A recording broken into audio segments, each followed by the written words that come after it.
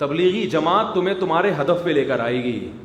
تبلیغ میں نکل کے دیکھو, میں ایک اہل حدیث کا واقعہ اکثر سناتا ہوں, وہ کئی فرقوں سے دھکے کھا کے نا, پہلے یہاں گئے, پھر وہاں گئے, پھر ادھر گیا تو لگا وہ یہی صحیح ہے باقی سارے غلط, پھر ادھر گیا پتہ چلا یہ صحیح باقی سارے غلط. دھکے کھا کے وہ ایک اہل حدیث آئے مجھ سے ملنے کے لیے.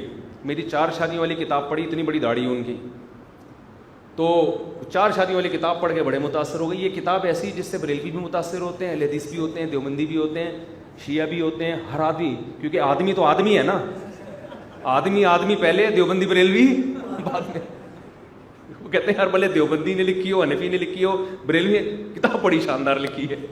تو وہ اہل حدیث بندہ, اتنی بڑی داڑھی اس کی, وہ بیان سنتے بھی ہیں. یہاں آ گئے 2008 کی بات ہے یہ, آج سے 12 سال 13-14 سال پہلے. تو بڑی داڑھی, مجھے اندازہ ہو گیا کہ یہ چینل تھوڑا سا کیا ہے, چینج لگ رہا ہے نا. خیر کہہ رہے ہیں یار یہ میں نے آپ کی کتاب پڑھی ہے یار, کیا کتاب لکھی ہے یار, کیا اف دلائل کے انبار لگاتی, او ہو ہٹو بچوں ہو گیا نا. میں نے کہا ماشاءاللہ آپ کی داڑھی بڑی خاندانی ہے. کہنے لگے میں اہل حدیث ہوں. چلو اچھی بات ہے, کوئی مسئلہ نہیں ہے. تو میں نے کہا اور کیا کرتے, کہتے میں ہوں اہل حدیث لیکن میں بڑا معتدل ہوں, میں تبلیغ میں وقت لگاتا ہوں. میں نے کہا عام طور پہ اہل حدیث تبلیغ کو اچھا نہیں سمجھتے, تو آپ کیسے؟ تو مجھے انہوں نے اپنا پورا واقعہ بتایا. کہنے لگا پہلے میں تھا بریلوی, 30-40 والا نا, ہمارا پورا خاندان, میلاد شریف اور جو بریلوی حضرات میں ہوتا ہے, میت کے 3 دن کے بعد الگ چیزیں چل رہی ہیں, پھر 40 میں الگ چیزیں چل رہی ہیں, پھر یہ ساری چیزیں. کہہ رہے ایک دن میں نے کسی دیوبندی کا بیان سنا, یہ بدعت ہے, اس پہ کوئی حدیث نہیں ہے, تو میں دیوبندی ہو گیا. کہہ رہے جب دیوبندی ہوا تو پھر میں نے تھوڑے دن دیوبندی رہا, پورا خاندان میرے خلاف. کہہ رہے ہیں پھر میں کسی اہل حدیث کا بیان سنا, اہل حدیث تو ظاہر ہے بار بار قرآن حدیث وہ لفظ یہ بہت ریپیٹ کرتے ہیں, تو میں نے لگا کہ یار اہل حدیث کیا ہوتے ہیں, صحیح تو کہہ رہے میں اہل حدیث میں چلا گیا. پھر خاندان والوں سے جھگڑا. پھر کہہ رہے ایک دن جماعت المسلمین والے سے ان کی تقریر سنا, انہوں نے کہا کہ یہ بھی ایک فرقہ ہے اہل حدیث, جیسے دیوبندی فرقہ, بریلوی فرقہ, اہل حدیث بھی فرقہ, تو نام چینج کرنے سے کیا ہوتا ہے تو فرقہ واریت تو غلط ہے. تمہیں قرآن کہتا ہے سماکم المسلمین, اللہ نے تمہارا نام مسلم رکھا, ہمارا کوئی فرقہ نہیں, خالص کیا ہے مسلم. کہہ رہے مجھے یہ نعرہ بڑا شاندار لگا, یار یہ زبردست, فرقہ واریت سے بالکل پاک, کوئی فرقہ نہیں ہے. ابے یہ بھی فرقہ ہے, اتنی سینس نہیں ہے. جو لوگ کہہ رہے ہیں نا ہمارا کوئی فرقہ نہیں ہے, وہ ایک نیا فرقہ نکال رہے ہوتے ہیں. تو کہہ رہے میں جماعت المسلمین میں چلا گیا. اب اس وقت تک جماعت المسلمین پارٹ 1, پارٹ 2 اور پارٹ 3 نہیں تھی, ابھی تو پارٹ 1 اور پارٹ 2 بھی چل رہا ہے ماشاءاللہ مارکیٹ میں نا, لیکن اس وقت ایک ہی پارٹ تھا. کہہ رہے اب جماعت المسلمین سے آگے کوئی یہ نئی چیزیں اس وقت تک یہ مارکیٹ میں جو آج کل چل رہی ہیں یہ آئی نہیں تھی.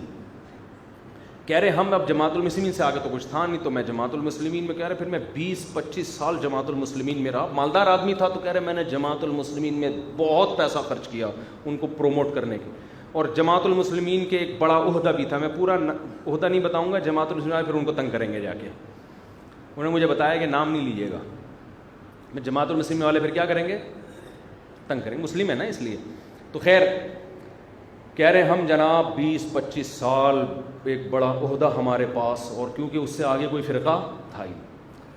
کہہ رہے لیکن مجھے اندازہ ہونے لگا کہ یہ حنفی لوگ امام ابو حنیفہ کی ایسی تقلید نہیں کرتے جتنی یہ اپنی امیر کی تقلید کرتے ہیں. بار بار لیبل یہ کہ ہم مقلد نہیں ہیں, لیکن ان سے بڑا مقلد دنیا میں کوئی بھی نہیں. یہ اپنے امیر کی ہر غلط کو صحیح تو صحیح ہے ہی, ہر غلط کو بھی کیا کرتے ہیں, یہ شخصیت پرست لوگ ہیں. حنفی تو پھر بھی بہت سے قول میں امام حنیفہ کے قول کو چھوڑ دیا انہوں نے, یہ تو چھوڑتے ہی نہیں ہیں. اور ایسا اس کی عقیدت اور ایسی محبت کہ اس سے بڑا بابا, جو کہتے ہیں نا میں کسی بابے کو نہیں مانتا, وہ ایک بابے کو مان رہا ہوتا ہے, ہزاروں لاکھوں کا انکار کر رہا ہوتا ہے وہ, اور ایسا مانتا ہے کہ ہم ایسا اپنے بابوں کو نہیں مانتے. تو کہہ رہے مجھے یہاں یہ نظر آیا, تو میں ظاہر اسلام پھر سے انسان مرتد ہو جائے نا کہ یار یہ سارے ہی غلط ہیں تو صحیح کون ہے. کہہ رہے میں نے پھر ارادہ کیا کہ یار یہ کیا, میں کدھر جاؤں, میں کون صحیح ہے کون غلط ہے. دھکے کھاتے کھاتے کہتے ایک دن کیا ہوا, اچھا ہر جگہ یہی, وہ صحیح وہ غلط وہ صحیح, یہ ٹانگیں چوڑی پھر پتلی, پھر رفع الدین, پھر نہیں کرنا, پھر فاتحہ, پھر زور سے آمین. کہہ رہے اسی میں میرے دماغ کیا ہو گیا, پاگل ہونے لگا میں. کہہ رہا ہے پھر میں ایک دن تبلیغ والے بیٹھے ہوئے تھے نا تو میں ادھر جا کے بیٹھ گیا. کہہ رہے وہ بات یہ کر رہے ہیں ہمارے اندر دین کیسے آ جائے, پوری دنیا میں دین کیسے چلا جائے, اس کے لیے ہمیں محنت کرنی ہے, اللہ سے ہوتا ہے, اللہ کی غیر سے کچھ بھی نہیں ہوتا. کہہ رہے میں نے کہا بیٹا ابھی یہ مجھے آہستہ آہستہ پکڑیں گے, مجھے کہیں گے ٹانگیں چوڑی کیوں کر رہے ہیں ٹھیک ہے نا. کہہ رہے میں نے کہا چلو ٹرائی کر کے دیکھتے ہیں, 3 دن لگاتا ہوں میں ان کے ساتھ. کہہ رہے میں نے 3 دن لگائے, میں نے رفع الیدین کیا نا, تو میں نے کہا اب مجھے کوئی نہیں مارے گا, رفع الیدین کیوں کر رہے ہیں, اور پھر میں دلائل دوں گا, پھر یہ مناظرہ ہوگا. عادت پڑ چکی تھی. کہہ رہے 3 دن ہو گئے کوئی بات ہی نہیں, نہ رفع الیدین کی, نہ دیوبندی کی, نہ بریلوی کی, نہ اہل حدیث کی, نہ جماعت المسلمین. وہ کہہ رہے ہیں بھائی نماز پڑھو, ہم سب کو فکر کرنی ہے کس طرح ساری دنیا کے لوگ کیا بن جائیں, نمازی بن جائیں. میں ایک دفعہ آرمی کے میس میں جانا ہوں, ایک بریگیڈیئر آن ڈیوٹی, وہ گشت کر رہے تھے.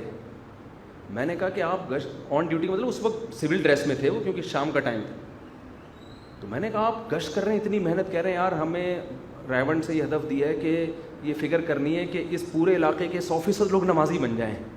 کیسا یار, کیسا ہدف ہے یار, بریگیڈیئر کو کہاں لگا دیا حالانکہ نہیں بن سکتے لیکن ایک فکر تو ہے نا. میں نے کہا یار دیکھو, اور اگر وہ اسکالرز کو سن رہے ہوتے بریگیڈیئر صاحب تو کیا کر رہے ہوتے, پوری دنیا کو مجھے یہ ہدف دیا گیا کہ بنو امیہ کے خلاف پوری دنیا کو لانا ہے. میں کتاب لکھ رہا ہوں تاکہ ساری دنیا بنو امیہ کو کیا دے, گالیاں دے. وہ بریگیڈیئر یہ کام کر رہا ہوتا بیٹھ کے, اور محمد بن قاسم لٹیرا تھا, محمود نبی لٹیرا تھا, فلانا, یہ کام کر رہا ہوتا وہ بیٹھ کے.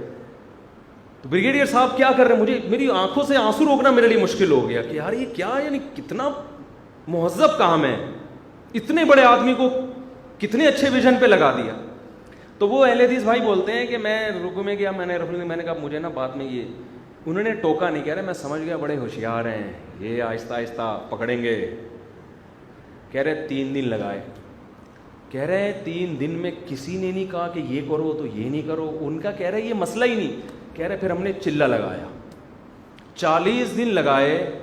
تو کہہ رہے سوائے اس کے کہ دین ہمارے اندر اور پوری دنیا میں, اور توحید کی کتنی اچھی دعوت, اللہ سے ہونے کا یقین, اللہ کے علاوہ کسی سے کچھ نہ ہونے کا یقین دل میں آ جائے. کہہ رہے میں نے 40 دن لگائے. کہہ رہے اس کے بعد مجھے اندازہ ہوا کہ میں کدھر ٹھوکریں کھاتا رہا ہوں, کدھر دھکے کھاتا رہا ہوں, سوائے فرقواریت کی آگ اور نفرتوں کی آگ کے ان کے پاس کچھ بھی نہیں ہے لوگوں کے پاس. پھر مجھے کہنے لگے وہ اہل حدیث ہو کے, کہہ رہے میں ہوں رفع الیدین ابھی بھی کرتا ہوں. کہہ رہے لیکن مفتی صاحب اگر مجھے 2008 میں کہا آپ کے ہاتھ میں ممبر ہے, آپ کے پاس عوام ہے, اگر آپ اسلام کی خدمت کرنا چاہتے ہو تبلیغی جماعت کو پروموٹ کرو, اس کے علاوہ جو بھی ہے نا وہ فرقواریت کی آگ میں دھکیل رہا ہے لوگوں کو. لیبل کیا لگا رہا ہے, قرآن و سنت کا, ہر آدمی اپنے فرقے کو پروموٹ کر رہا ہے. پھر کچھ دن بعد انہوں نے میری پھر دوستی ہو گئی نا ان سے, ابھی بھی ہیں وہ, بیان بھی سنتے ہیں, ہو سکتا ہے یہ بیان بھی سن کے ان کے کمنٹس آ جائیں. کچھ دن بعد انہوں نے میری دعوت کی, میں گیا. پہلے میرے پاس تھوڑا ٹائم ہوتا تھا, اب میں دعوتوں میں جانا آج کل شارٹ ہو گیا ہوں. میں گیا تو ان کا بیٹا چلہ لگا کے آیا ہوا تھا, انہوں نے کہا یہ حنفی ہے, اور میں نے اس کو آج تک نہیں کہا کہ کیا بن جاؤ اہل حدیث. بھائی تجھے حنفی صحیح لگتا ہے تو حنفی ہے, ٹھیک ہے یار, یہ بھی وہ بھی جہنم میں انشاءاللہ نہیں جائیں. کہہ رہے میں رفع الیدین کرتا ہوں, یہ نہیں کرتا. کہہ رہے میری نظر میں یہ مسئلے اب بڑے مسئلے رہے نہیں ہیں, میری نظر میں یہ کہ یہ انسان کا بچہ بن جائے. اور کہہ رہے اس کے لیے مجھے تبلیغ کے علاوہ کوئی راستہ نظر نہیں آتا. کہیں بھیج دیا نا میں نے اس کو, یہ ایٹم بم بن کے آئے گا. یعنی ان کی بات میں اپنے الفاظ میں بیان کر رہا ہوں, اس سوائے نفرتیں پھیلانے کے کوئی کام نہیں کرے گا.